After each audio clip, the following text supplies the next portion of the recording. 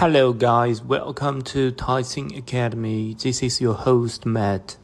Today we will finish the talk between Nozick and Laozi as the Western minimal state of legal contracts clashes with the Eastern way of cosmological nature. We will witness how modern humanity finds true freedom between institutional rationality and spiritual detachment. If Nozick gives us the strongest defense of non-interference, Rawls gives us the strongest moral case for interference in the name of fairness. Instead of asking what rights individuals have prior to political design, he asks what principles free and equal persons would choose behind a veil of ignorance, not knowing their place in society. From that thought experiment emerge principles designed to secure basic liberties and to regulate inequalities so that they work to the greatest benefit of the least advantaged. That is the redistributive alternative in its most sophisticated form. Now, Rawls is not advocating command economy socialism, and it's important to be fair about that.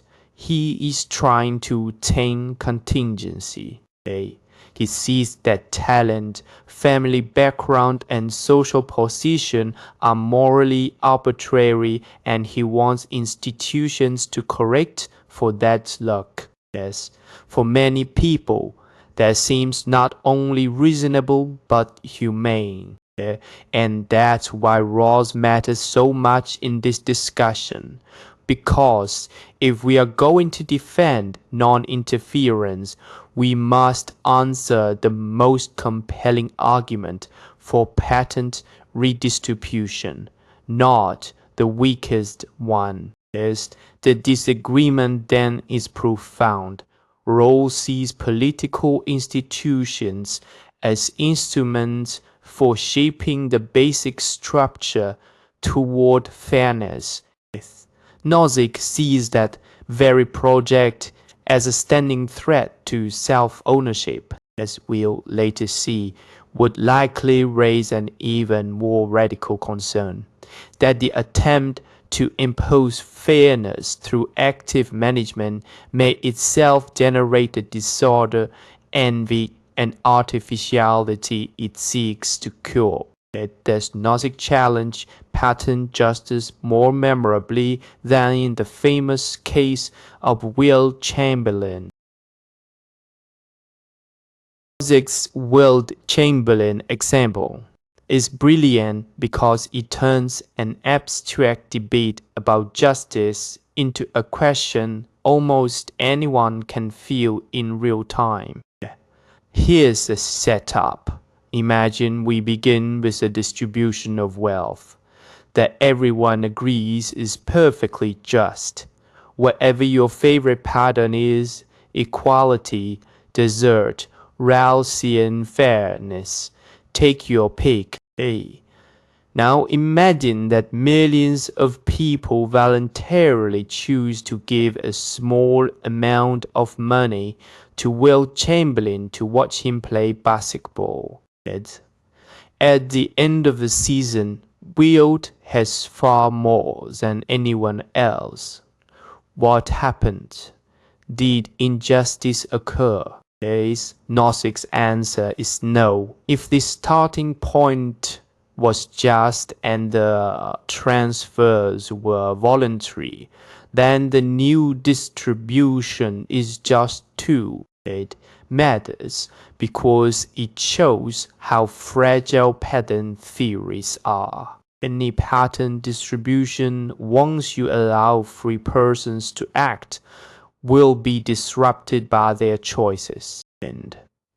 So to maintain the pattern, the state must keep stepping in, taxing, correcting, releveling, interfering. In other words, patent justice is not a one-time arrangement. It requires conscientious interference in the lives of individuals who are simply exercising freedom. Is where the deeper metaphysical theme begins to emerge. Human society is dynamic. It's diverse. People admire different talents, pursue different projects, form different associations, and exchange on terms others may not predict. Their living order is like a flowing river, not a frozen diagram. Sir Wilt Chamberlain's example works because it exposes the tension between liberty and imposed pattern. Once people are free, the pattern dissolves. To preserve the pattern, freedom must be repeatedly curtailed. Even if you think Nozick underestimates structural inequality, the example still lands. It forces the question, do we really believe justice consists in preserving a static pattern, or does justice require us to respect the open-ended results of voluntary life? But the case against large-scale imposed order is not only moral, it is also epistemic, and nowhere is that clearer than in the failure of socialist planning. Even if planners were morally pure, they would still face a devastating problem. They cannot know enough to run a complex society from the center.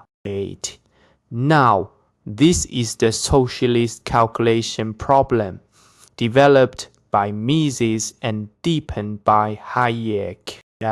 In a market society, prices emerge through countless exchanges and condensed dispersed knowledge about scarcity, preference, opportunity cost, timing, and local conditions. A planner may have data, committees, and 5-year plans. Real market prices generated by voluntary exchange.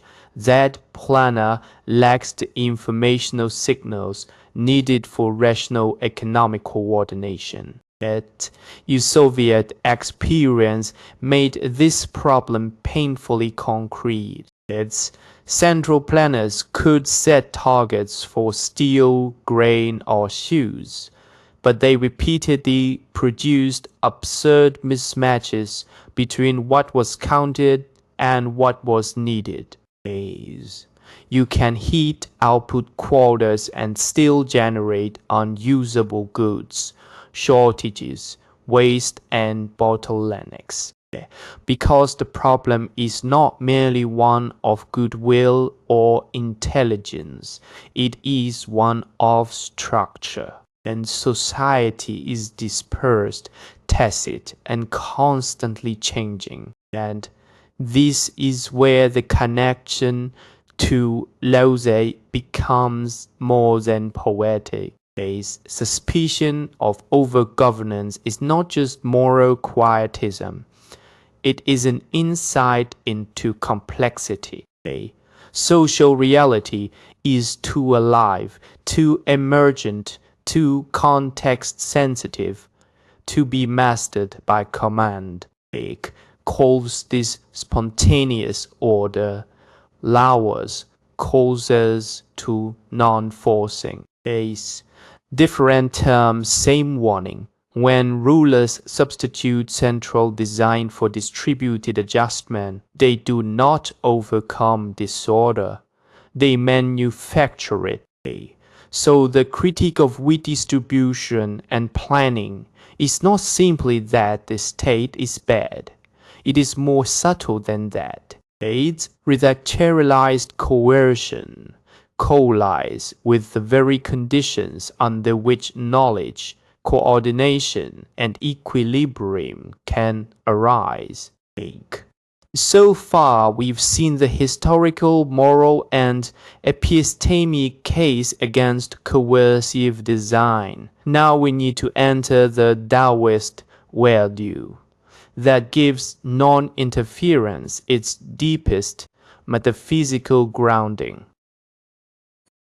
To understand why Daoism distrusts forced order, we have to begin with the startling idea: form emerges from emptiness. As thought, the world is not fundamentally a machine assembled from the outside by a controlling mind.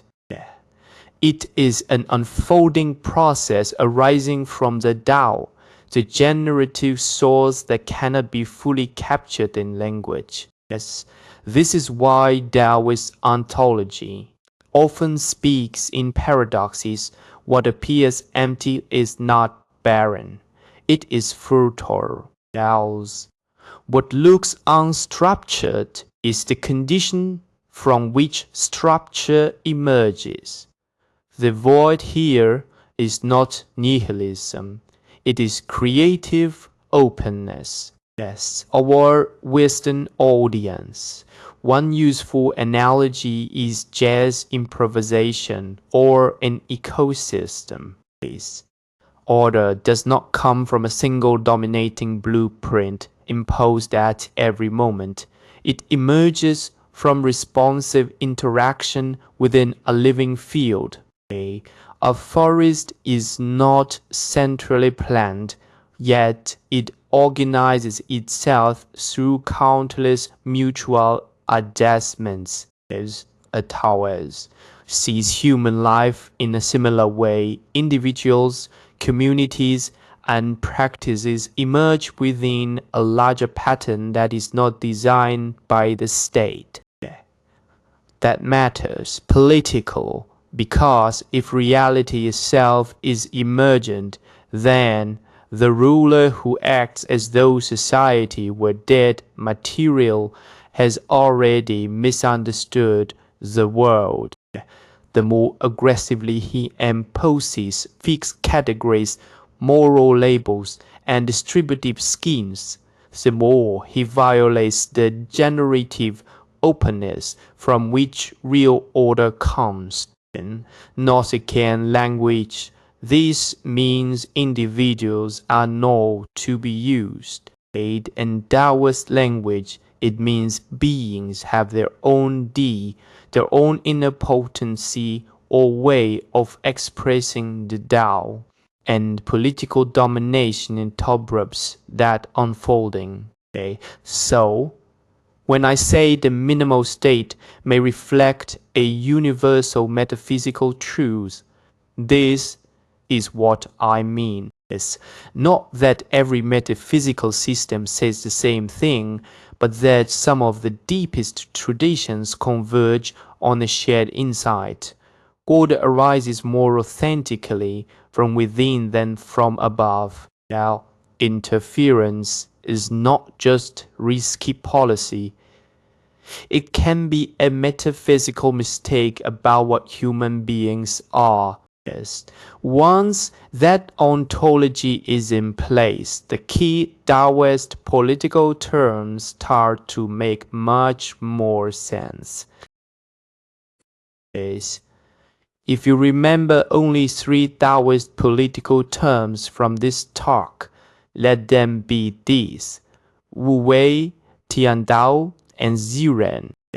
Let's take them one at a time. That's usually translated as non-action, but that translation often misleads English speakers. It does not mean doing nothing whatsoever. It means non-forcing, non-domineering action, acting without coercive excess, without the egoistic compulsion to control every outcome. In political terms, it suggests rulership that creates space rather than constantly intervening. A constitutional analogy might help. The best framework is one that restrains power enough for social order to breathe. That means the way of heaven, or more broadly, the normative order built into reality. This is not identical to a Western lawgiver God, and we should not force that comparison too hard by quote. But for Western listeners, it may be helpful to think of Tian Dao as something closer to the moral structure of the cosmos, an order that punishes arrogance and rewards alignment, as chapter 73 of the Daoist captures this beautifully. The way of heaven does not strive, yet it knows how to win. The point is not passivity, the point is that reality has a self-correcting moral grain. Then there is Ziran, often translated as naturalness or self-soul. This is one of the most important concepts in the whole Daoist vocabulary. Here's zero, when it arises from itself according to its own nature, not as a product of external forcing. Yes. If that sounds abstract, think of market coordination at its best, or even conversation among equals. It centrally scripts the exchange, yet coherence appears. Ziran names that spontaneous authenticity. Now connect these terms politically. Wu Wei describes the mode of good governance, non-forcing. Now names the larger order with which governance must align. Ziran names the spontaneous unfolding of beings when they are not distorted by domination. This is why chapter 57 of the Dao Deng is so important. The more prohibitions there are, the poorer the people become.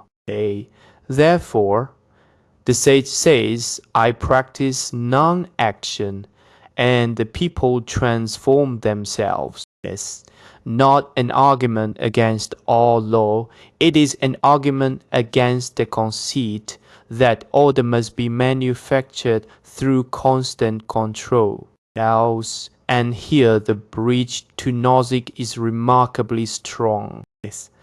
Nozick says justice requires respecting boundaries so that people may live from themselves.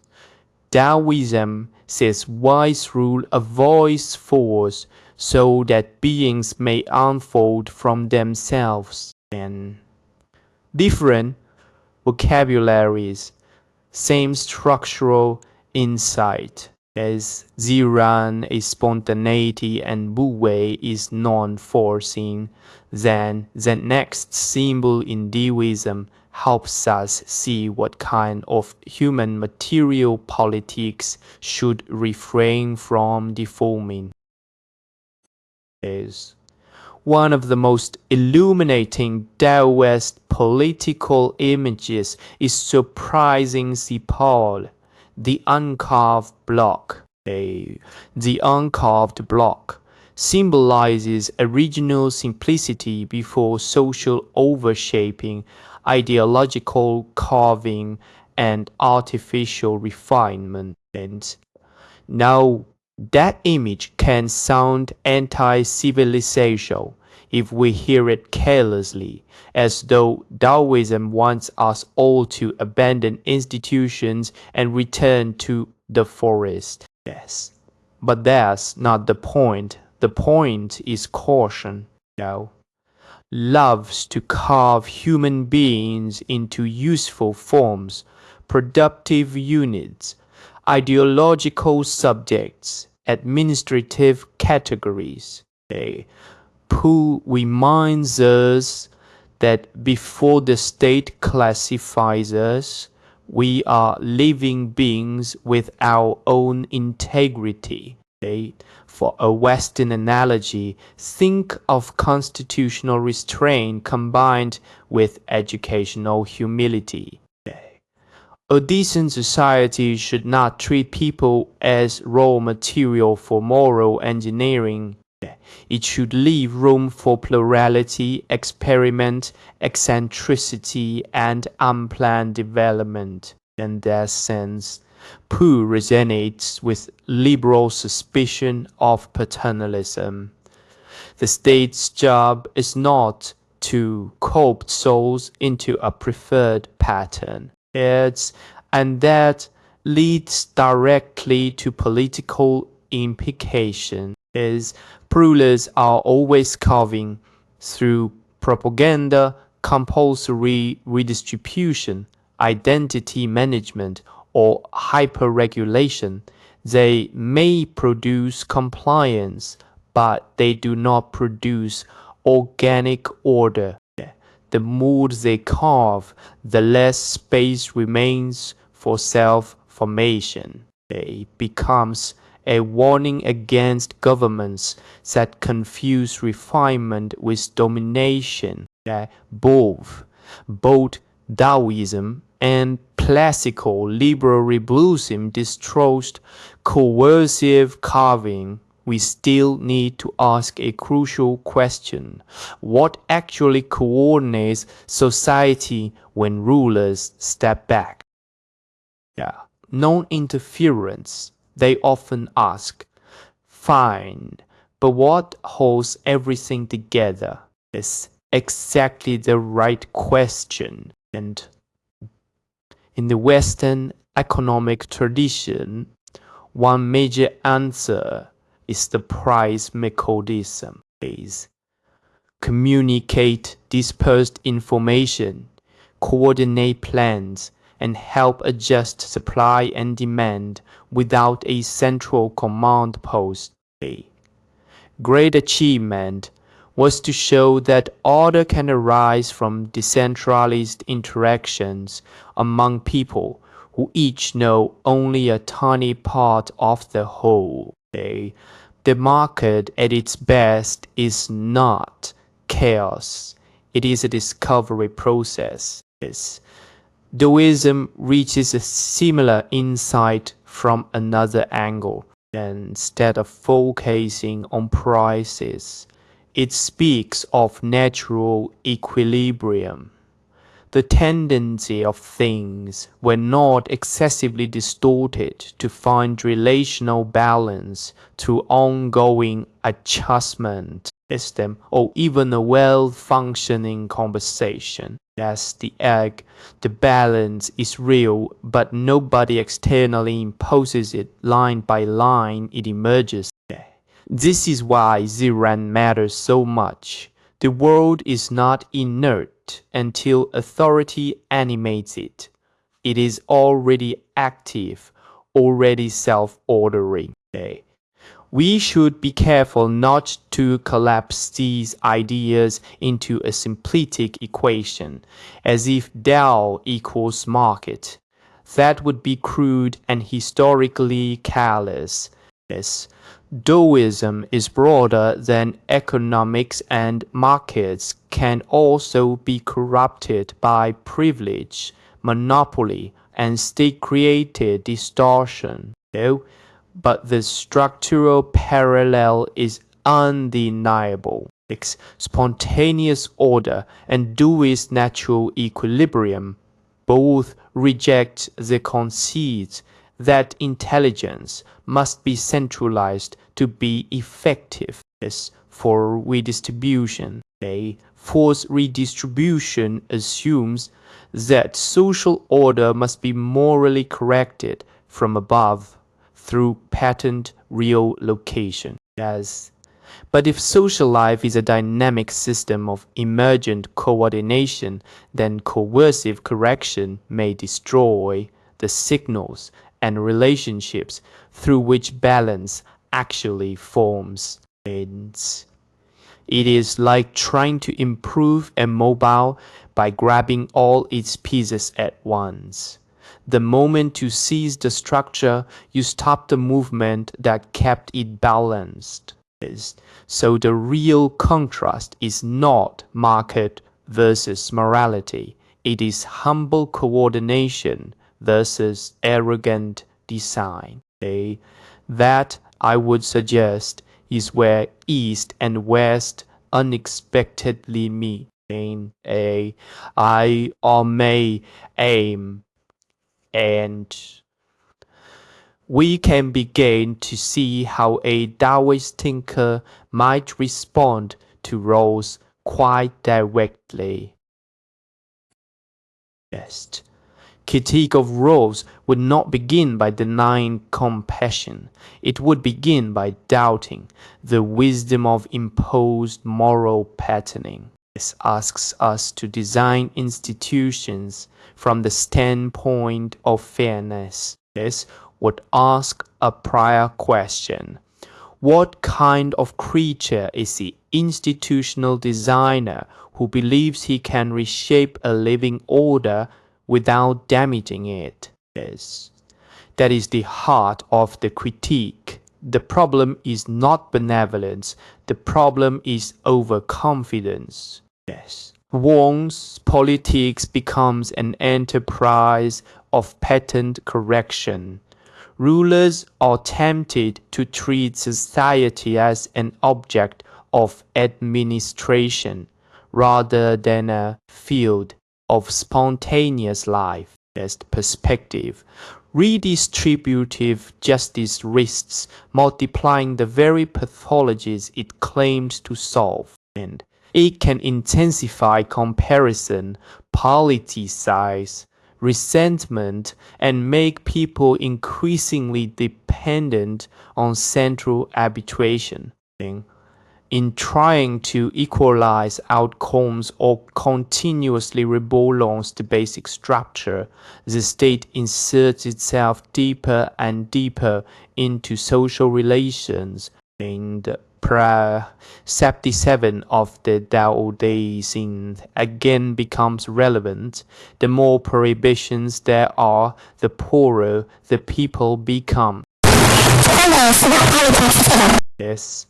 The point is that proliferating interventions often produce artificiality, evasiveness, and a loss of organic trust. There is also a deeper anthropological disagreement. More frequently the anchorages of natural police in such as endpoints. Daoism, by contrast, is less inclined to treat difference as a moral scandal requiring political correction. Diversity of capacity is part of the unfolding of the world, and should not be to hammer those differences into distributive symmetry, but to cultivate a social order in which they can coexist without domination. That is a very different moral psychology. Else. My welfare critic might say, but doesn't that simply naturalize injustice?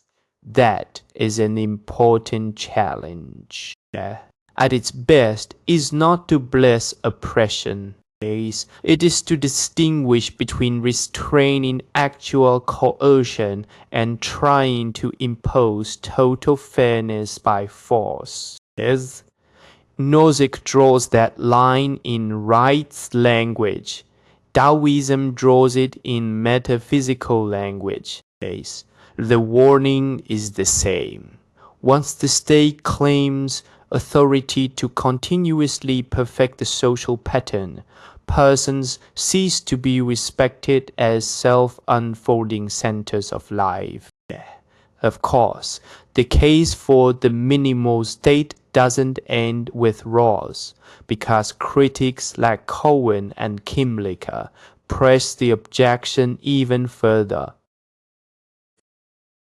Miles challenges the minimal state from fairness. Cohen and Kimlicka challenge it from community, equality, and the social conditions of freedom itself. Cohen argues in different ways across his work that market outcomes and property holdings cannot be treated as morally innocent simply because they arise through formal voluntariness and background structure, shape what people can actually choose.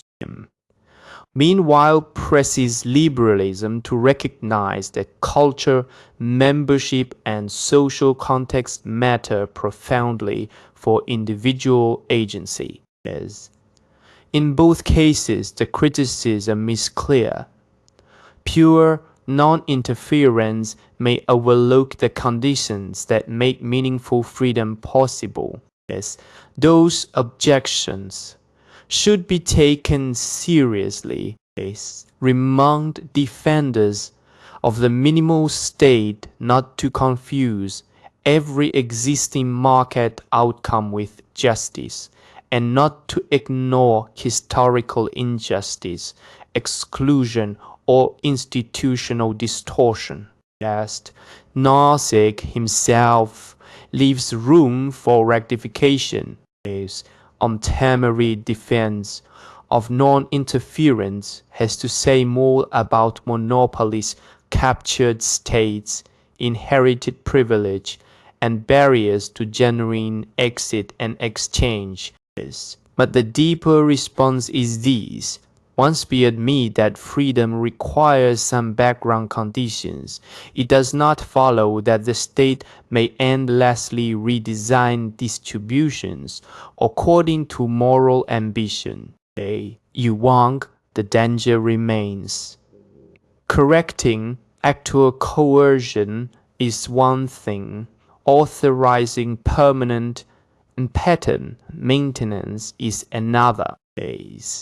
Daoism strengthens this response by reminding us that human goods are often damaged by over-administration. Secure for distorted order is not necessarily more carving. So the answer to Cohen and Kim Licker is not indifference. It's restraint which repulse, protect rights, rectify clear injustice, preserve a legal framework, and then resist the temptation to turn the state into an engine of comprehensive moral production. That brings us to the practical question everyone eventually asks. What would governing by non-interference actually look like? If Wu Wei has political meaning, it has to show up not just in metaphysics, but in the art of governing. Governing by Wu Wei does not mean abolishing law, abandoning public order, or pretending conflict never exists. It means designing institutions with humility. A government shaped by this principle would be limited, predictable, and restrained. It would focus on protecting persons from coercion, fraud, and violence, while resisting the temptation to micromanage economic life, cultural identity, and private moral aspiration. And this suggests a politics of constitutional limits, simple rules, low discretionary power, strong property protections, and wide space for voluntary association. It means preferring frameworks over continuous management before every new intervention. Are we solving a problem, or are we disrupting a self-correcting process we do not fully understand? That one question alone would change a great deal. And this is where chapter 57 of the Tao Ding becomes almost uncannily contemporary. I practice non-action, and the people transform themselves. This is not an invitation to state collapse. It is an invitation to disciplined restraint. Achievement may be not the visible performance of control, but the quiet preservation of conditions under which order can emerge without domination. So the policy implication is neither anarchic romanticism nor bureaucratic outputness. It is something rarer, a government strong enough to protect, but humble enough not to overrule the living intelligence of society. And now, let's step back and put the whole argument together in its strongest form. Is the big picture in one sentence. Non-interference is not a local ideology, but a recurring discovery about how reality, society, and human dignity fit together. Results. Let's gather the threads. History wanders through Versailles and the disasters of imposed settlement. Warned us through the socialist calculation problem and the collapse of planning under informational overload. Political philosophy warned us through Nozick's critique of pattern redistribution and the Wilt Chamberlain argument. More radically still, warned us that overactive rule misunderstands the nature of the world itself. And this is why I frame the minimal state as a universal metaphysical truth rather than a merely Western doctrine. The French physiocrats, Hayek and Nozick, do not agree on everything. Far from it. They differ in method, language, religion, anthropology, and historical setting. But they converge on a striking proposition. There exists a self-regulating order in social life that coercive power tends to damage when it tries to morally redesign outcomes. A forced redistribution in this frame is not merely administratively difficult. It violates the spontaneous logic through which persons and communities coordinate from within. And notice what makes this argument powerful. It does not depend on claiming that all inequalities are good, that all markets are pure, or that every tradition means exactly the same thing. The claim is narrower and stronger. Durable order is usually emergent, not manufactured. Persons should not be treated as material for patent purposes, and power becomes dangerous precisely when it forgets the limits of design. It's true in metaphysics as it is in economics. When a Western viewer asks whether the minimal state is just a modern libertarian invention, the answer I want to offer is no, not if we are paying attention. It is one expression of a far older and wider human insight. In the Tao, the physiocrats saw it in natural order. Hayek saw it in spontaneous coordination. Nozick saw it in rights. One universal truth discovered twice and perhaps more than twice whenever human beings look honestly at what happens when power tries to improve on reality by force. If that is right, then the minimal state is not the absence of moral seriousness. Decent moral seriousness, disciplined by metaphysical humility.